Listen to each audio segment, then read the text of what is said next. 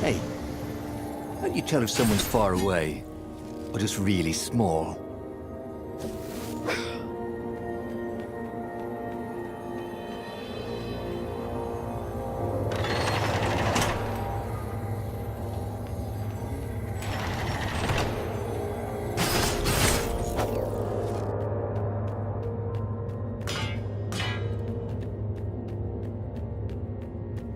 The people who had built this castle, did they even know what monstrous weapon lay hidden within their walls?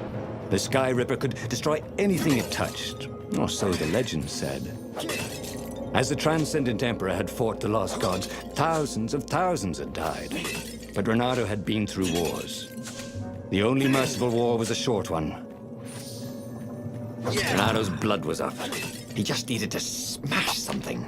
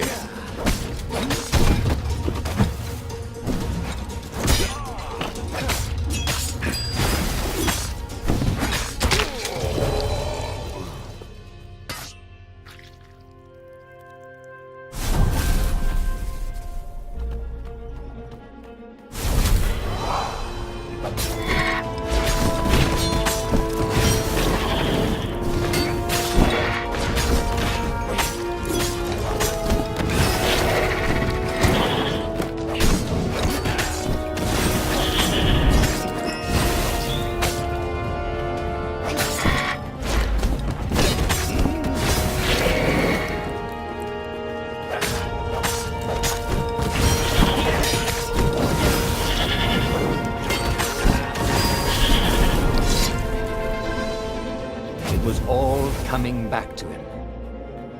He wondered what he'd remember next.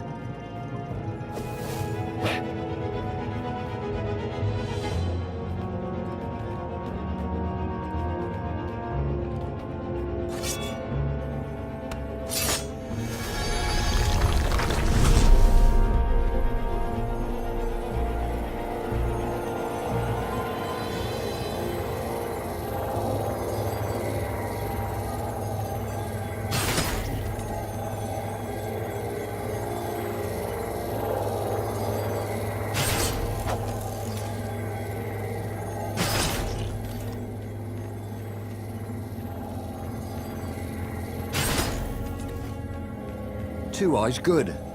One eye, dead.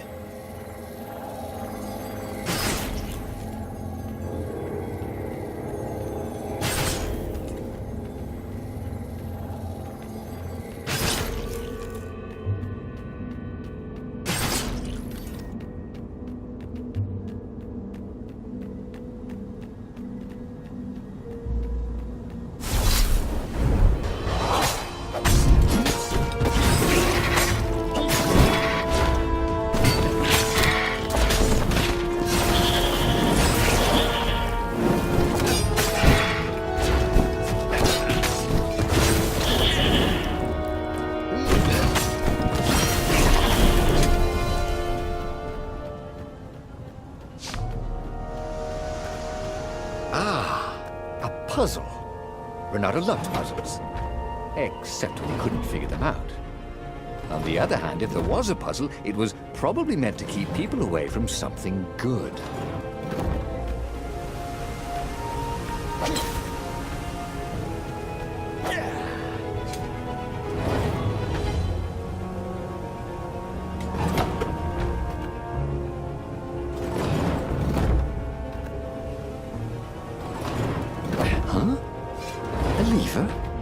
That was new. Most people still use doorknobs.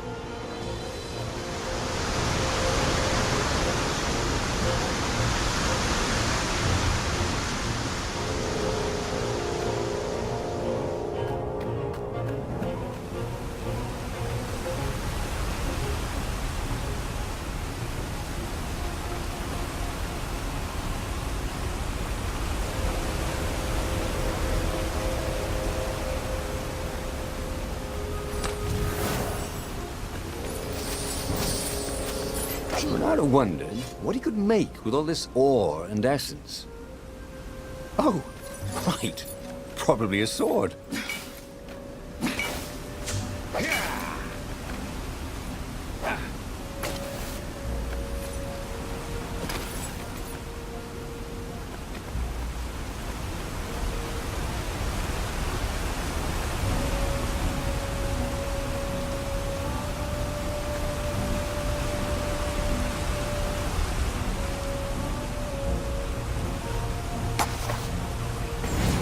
Starting to come back to him.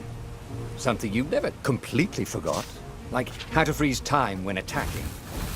The more he fought, the more he'd probably remember. There it was. Skyripper's armature. The stuff that dreams are made of. Engineers' dreams, anyway. The device was intricate. No one alive had the skill to make a thing like it. How was it part of a weapon at all? He'd have to ask a scientist. But first, he'd get the second piece. Skyripper had a heart, a core that had come to rest on the next island. Well, there was another island he could reach. Zenobia had just invaded it with her father's Raven battalions. She must be encamped there still. But fighting Zenobia now, that made no sense at all. He'd already sacrificed one friend to get this armature, was it? He didn't need to hurry to face her. She would find him.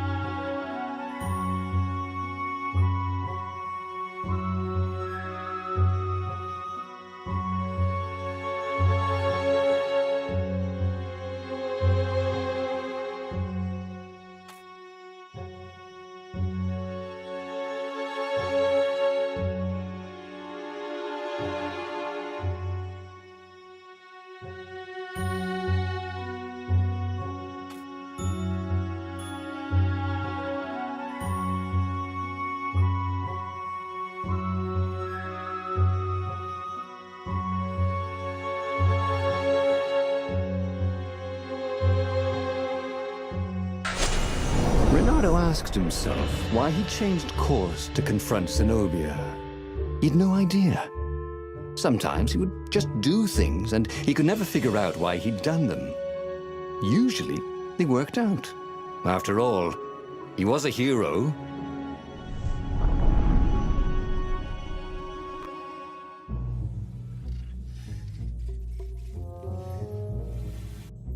The truth is, though, he wanted to see her, wasn't it? It had been a dozen years since Swordfu School. He'd followed every rumor about her, every scrap of news. Not that he still loved her. After all, she was his enemy. No, it was solely because know your enemy. But it would be great to see her, even if they faced off across sword points as they'd done so many times at school. The world was a less interesting place without her.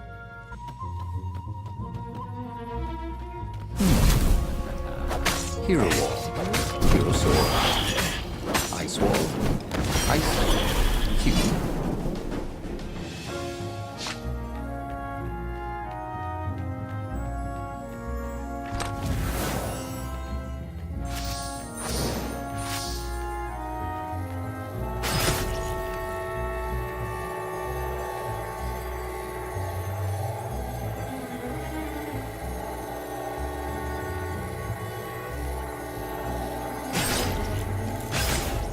Didn't your mother tell you it's rude to stare?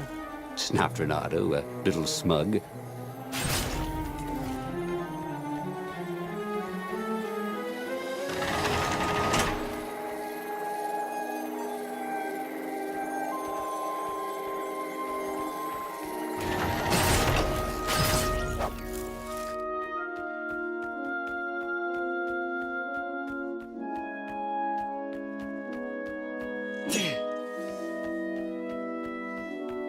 Renato wasn't entirely sure how he was going to capture Zenobia.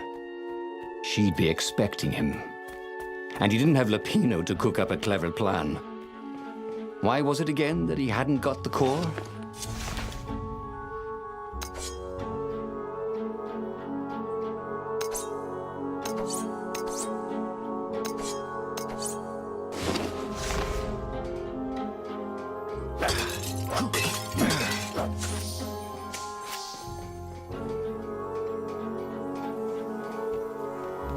He wasn't that good. Yet.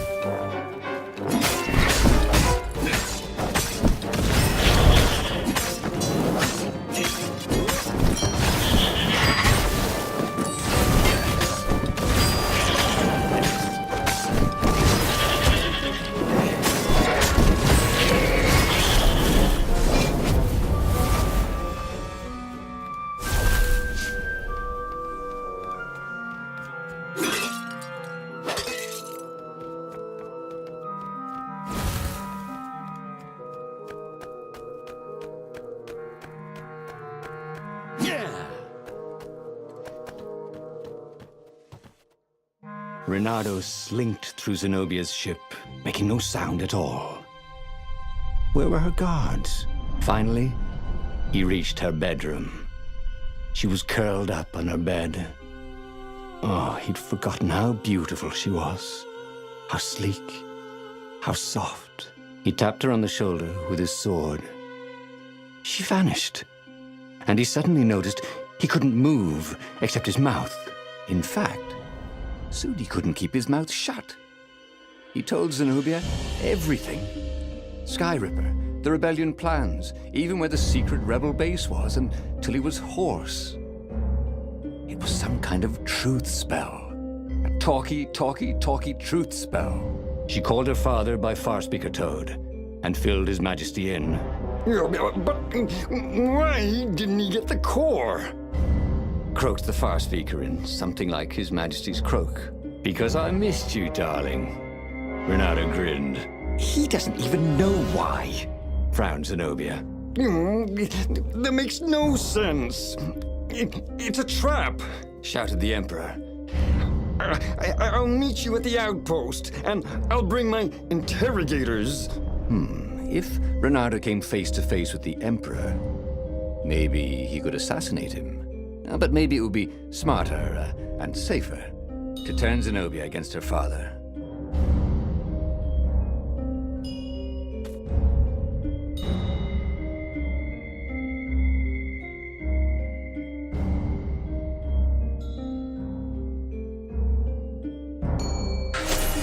What are you doing? Asked Zenobia. Did you ever wonder why the Emperor adopted you? He asked her. She shook her head. He told her. His Majesty wanted to bring the lost gods back. They could make him an eater of souls, an immortal. But to seal his bargain with them, he needed a sacrifice. Someone who truly loved him. She was stunned. Furious. You're lying. Under a truth spell? It's a trick. You can't prove that. Take me to the observatory, and I will.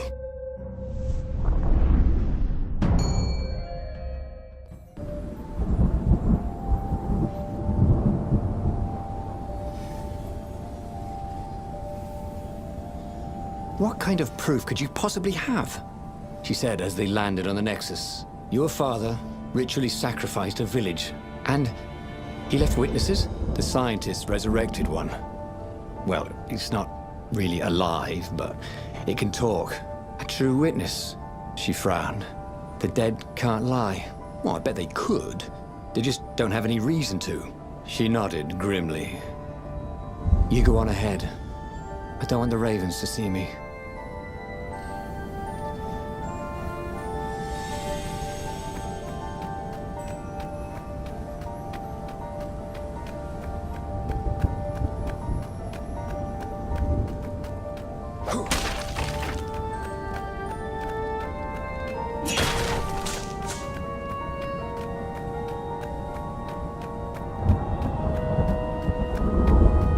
Who needed bridges anyway?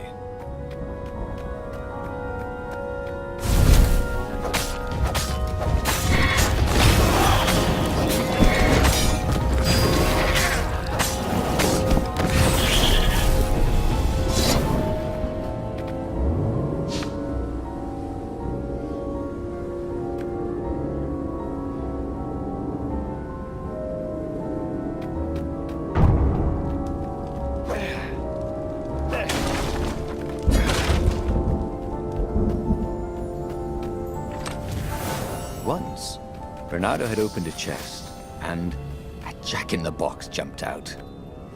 Jack-in-the-boxes, they gave him the Wiggins.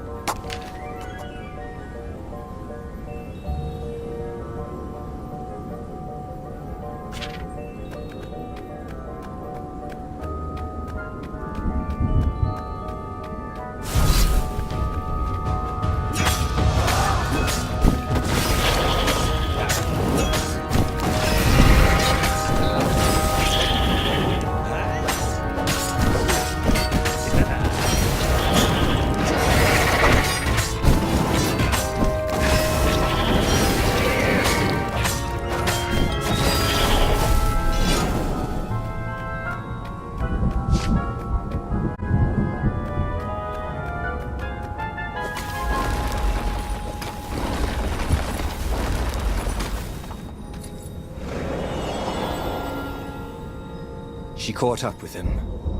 She seemed troubled. All right, out with it, he said. He sent his ravens to search for an ancient crystal. Something called the Iblis Stone. Iblis. Isn't he one of the lost gods? He shivered. A stone dedicated to one of the lost gods. Oh, that could give great power. But what would the god demand in return?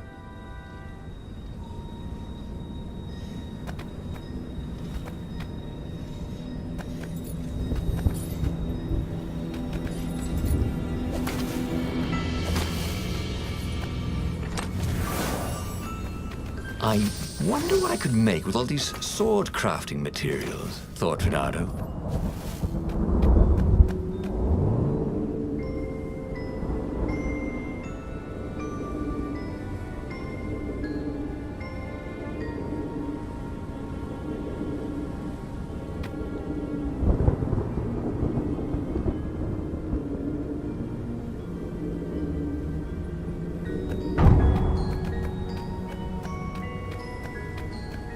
With all the secrets he revealed to the Emperor, the Ravens were probably heading for the secret base. Renato began to wonder if there would be anyone left to save, if Zenobia changed sides.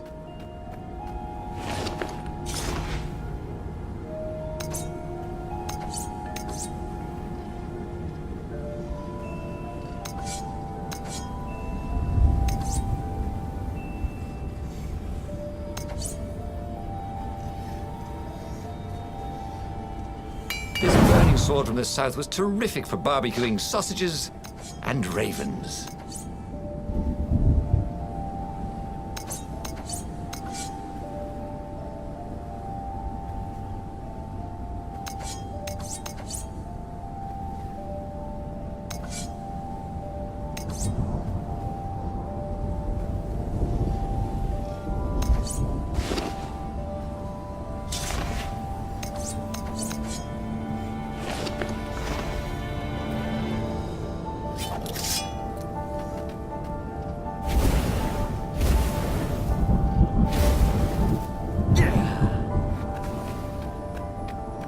Oh, this really didn't have much in the way of safety features, did it?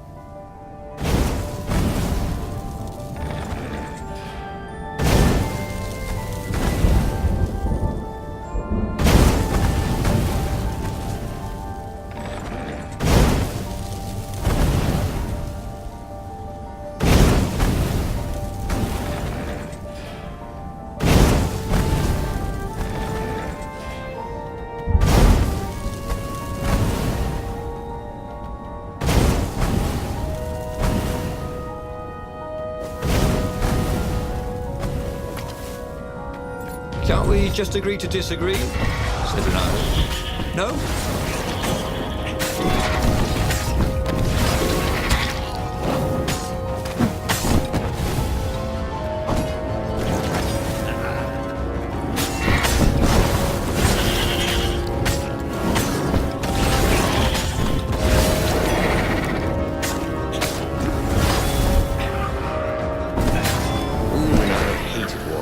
The way they stayed back and lobbed pain and death from a distance. Cowards. Really dangerous, effective cowards.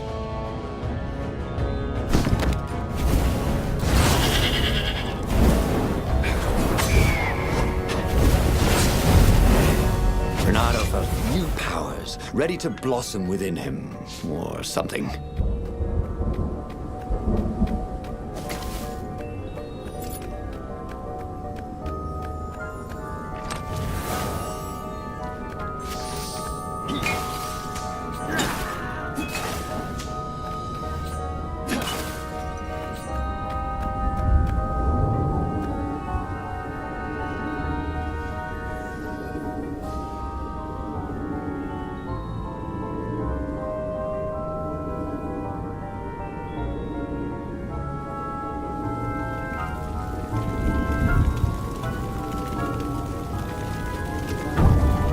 Tornado smash!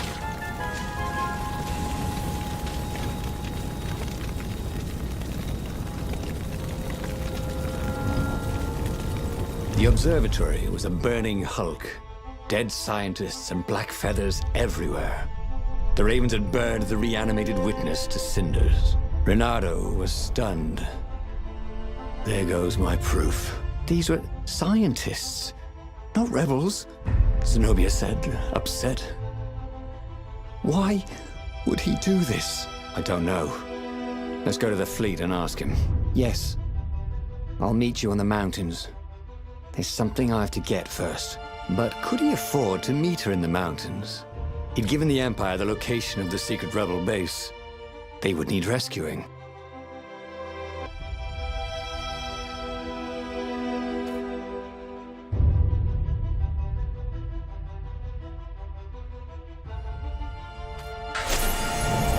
Was he going to meet up with her? Wasn't it more important to rescue the Rebel Council from the almost certain Imperial attack? Why was he in this war anyway? Was it really to fight the good fight, or did he just want to see her again? One of these days, Renato thought, I should really figure out my motives before I pounce. Nah.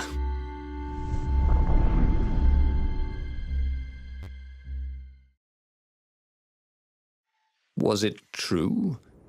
Was he on this adventure just to see Zenobia again? The Imperial heir was not an easy cat to see. Well, she'd ignored all his Kwanzaa gifts. And on the other paw, trying to get a date by joining a war against your intended was, let's say, pretty optimistic. But on the back paw, thought Renato, yes, it sounded exactly like him. Good, I'm so glad we had this little chat, he told himself. He felt like Tarzan.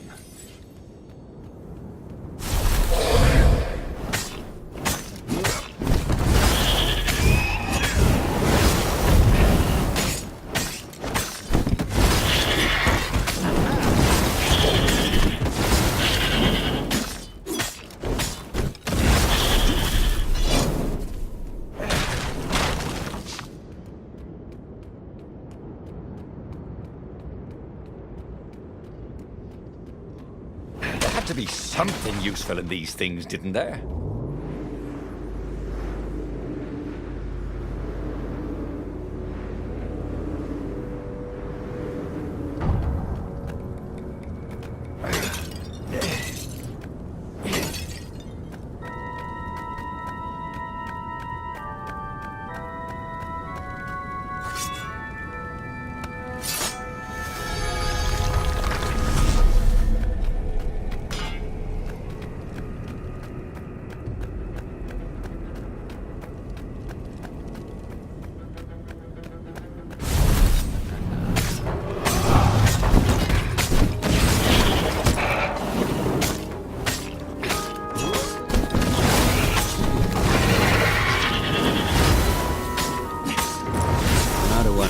Laundress was going to get all these bloodstains out of his tunic.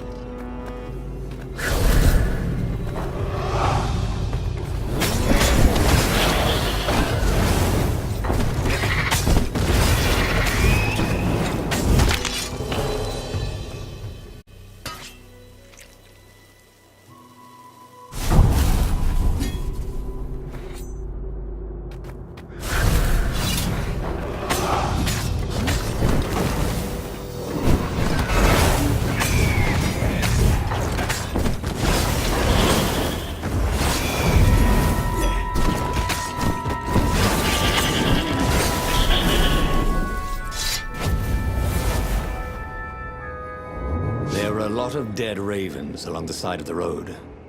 Someone had rampaged through here on a killing spree. What had Zenobia gone to get? He had a chilling feeling. He could recognize her blade work in the wounds of the dead birds. Why had she killed them? Surely her father's soldiers were no threat to her. Renado's paws were getting numb. Calaveras really didn't want company, did he?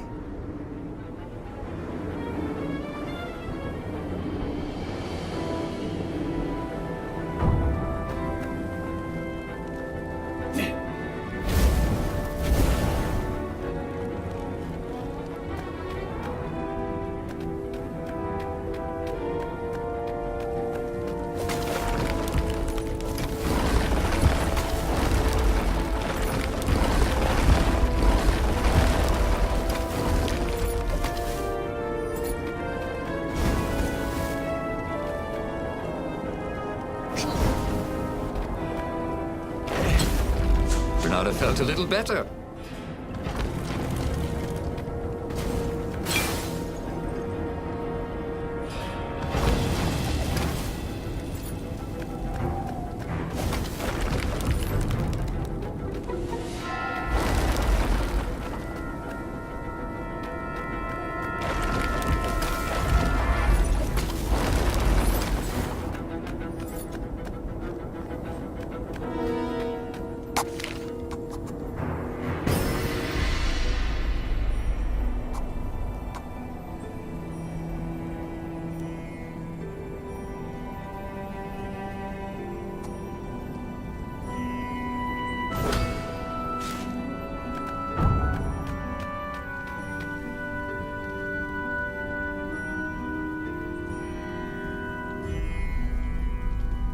He reached the summit, expecting no one. But there she was, steaming, pacing. I'm gonna kill him, she said.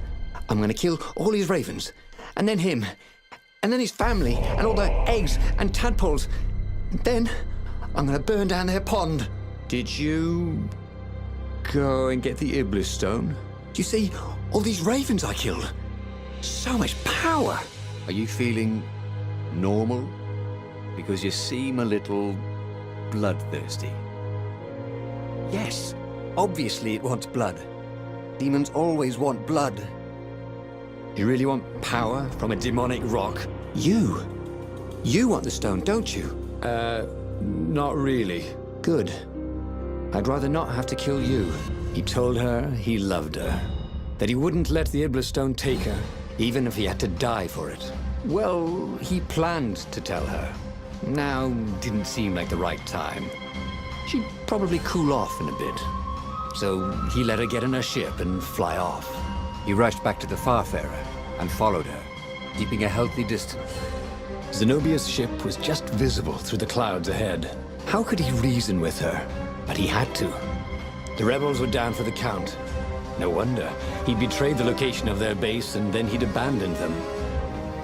And if she became Empress while she was in the grip of the Iblis stone, if she became Empress by murdering her father, she could still be a great Empress. But she could also be a nightmare Empress. She had to be stopped.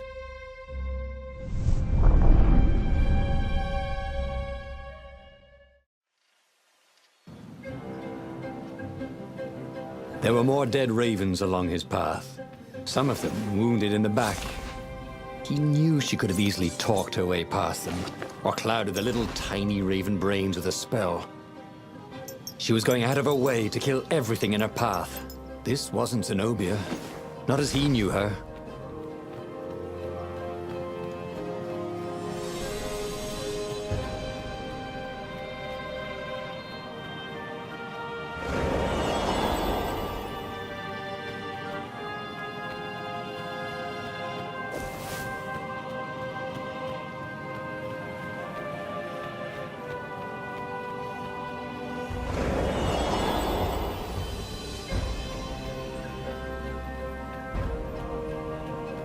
The portal was heavily guarded. He must go someplace he didn't want it to go.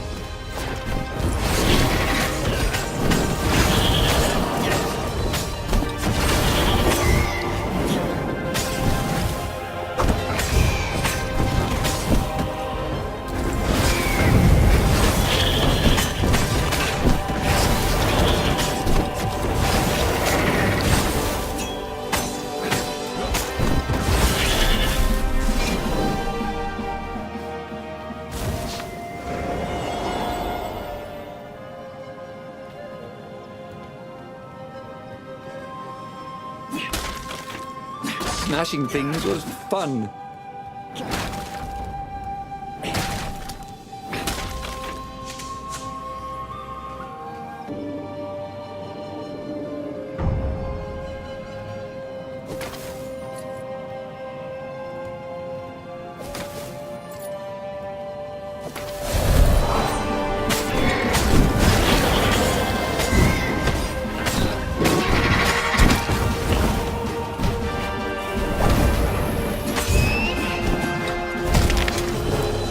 Slippy's hit, he thought.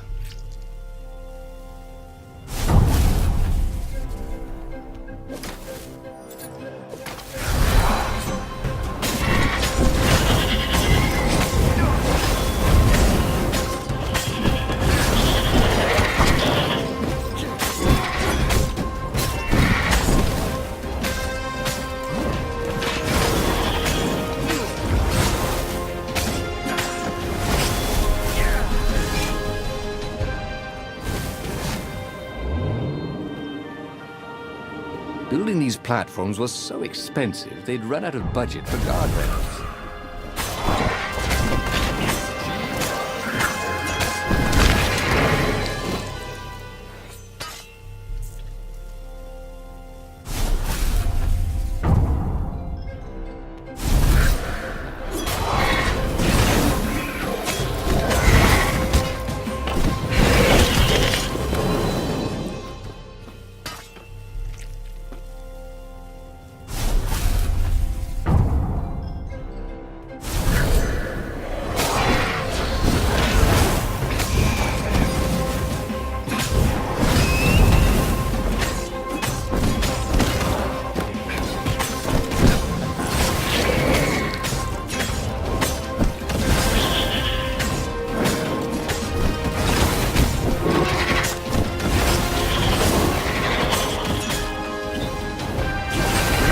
Surprised that he didn't feel more pain.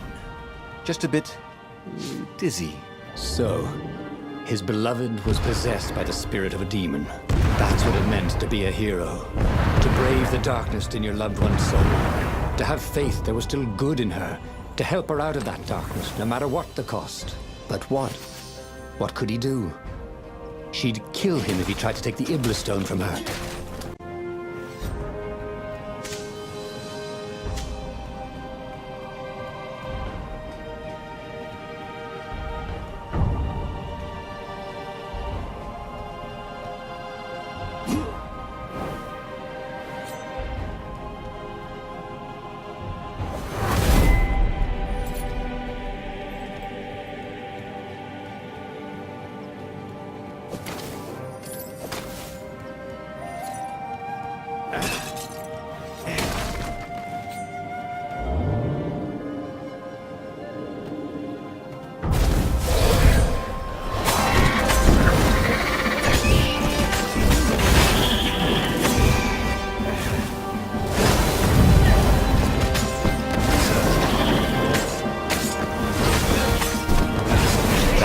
Rather well, actually.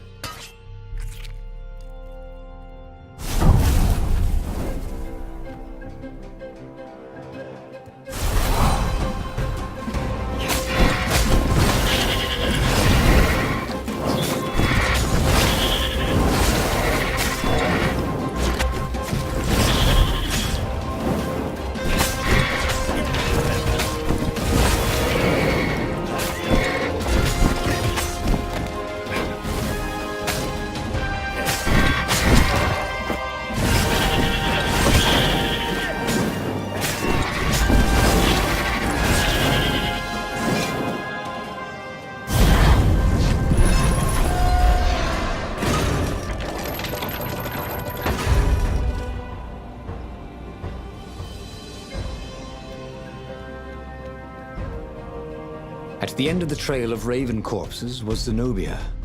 Her father was frantically rigging a strange apparatus wrapped around a glowing core. "Don't do it!" he shouted. "You'll hate yourself in the morning! Stay back!" She screamed in a horrible voice he'd never heard before. It froze him in his tracks. The Emperor stared at him. "Run," he told the toad, "or hop!" But he didn't manage to voice it, only think it. Zenobia stabbed her blade forward, and His Majesty fell dead. She began laughing hysterically. Or was she weeping? "Just walk away," she laughed at him. "I've no more use for you." There was something he needed to do, but he couldn't figure out what it was. So he did as he was told. As he walked away, he felt a chill in the world. The light in the sky seemed to dim. He didn't dare turn. He had a nagging feeling there was something he should have done just then. Something heroic. But he could not have taken the Iblis stone from her by force, and she would not have parted with it willingly. A cold wind blew from where she had been, but he still didn't dare turn. And then, an awful laughter filled the air, and all the torches and all the ships went out, and he realized what he should have done. But by then, it was too late to do anything. Okay, that was weird. He could have sworn he just died. Instead, he was on the Farfarer, sailing away from Ubar. And it was still burning. He'd fled burning Ubar years ago, hadn't he? And now he was back there. Had all those years fighting the Empire been nothing but a vision into the future? A useful vision if it was true. He'd learned something. Zenobia still had feelings for him.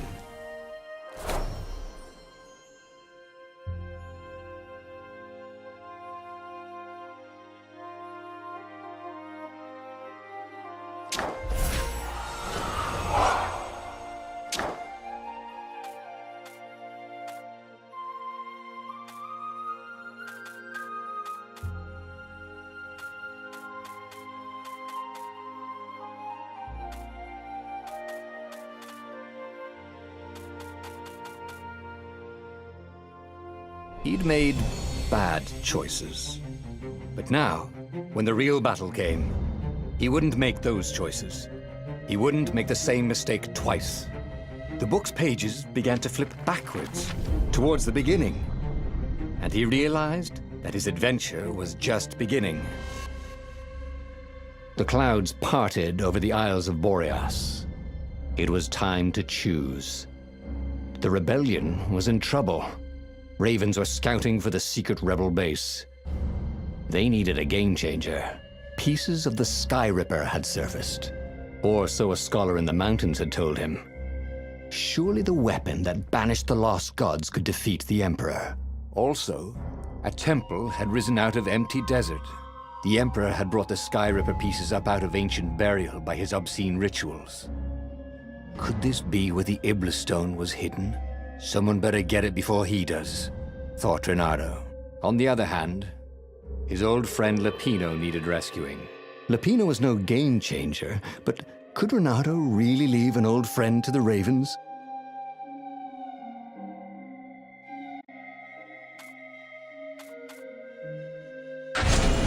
Every child knew about the Sky Ripper. The Transcendent Emperor had buried its pieces. What could have...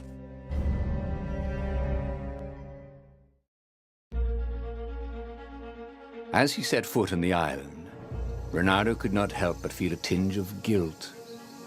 He'd left Lapino behind. He hoped the Mad Rabbit had somehow escaped the Ravens. He hoped they hadn't eaten him. If they had, he hoped they hadn't eaten him alive. Why had he chosen the Sky Ripper?